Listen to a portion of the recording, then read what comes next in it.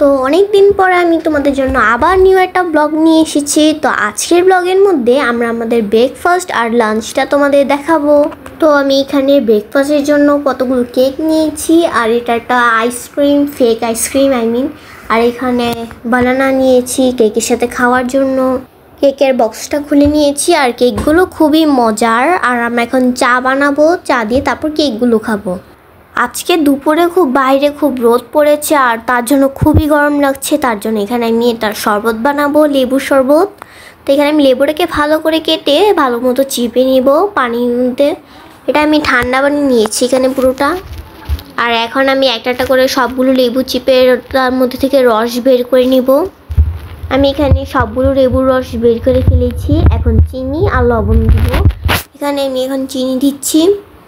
বেশি চিনি দেব না, কারণ বেশি মিষ্টি হয়ে যায় চিনি দিলে। মানে যতটুকু প্রয়োজন ততটুকু চিনি দিব। মানে আরেকটু চিনি দিয়েছি, এটা আমি শ্যুট করিনি। তাহলে এখন আমি লবণ দিব এটার মধ্যে। টেস্ট করে দেখে নিতে হয় যে লবণ কতটুকু লাগবে, নয়তো বেশি হয়ে যায় লবণ দিলে। তারপর ভালো মতো মিশিয়ে নিব।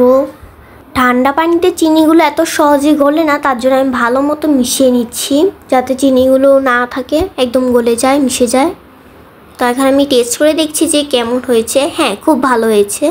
জায়গাটা পুরো নোংরা করে ফেলেছে, এখন ওটা পরিষ্কার করতে হবে। তাহলে এখন আমি দুপুরের খাবার নিয়ে বসেছি। এখন আজকে কী কী খাবার বানিয়েছি সেটা তোমাদের দেখাচ্ছি। তাহলে এটা হচ্ছে কচু, হচ্ছে ডাঁটা শাক, মূলা শাক, আর এটা হচ্ছে আচার। আর এখানে আমি মূলা তরকারি নিয়েছি। এখন আমি এগুলো খাবো। তাহলে আজকের ব্লগটা এই পর্যন্তই রাখি। জানি ভিডিওটা আজকে খুবই ছোট হয়েছে, 2-3 মিনিটের হয়েছে। আমি তোমাদের জন্য নেক্সট ব্লগটা খুবই বড় বানাবো না। আর কিছুদিন পর আমার কাছে একটা পার্সেল আসবে, সেই পার্সেলের আনবক্সিং ভিডিওটা আমি নেক্সট ব্লগে তোমাদের দিয়ে দিব, চিন্তা নেই।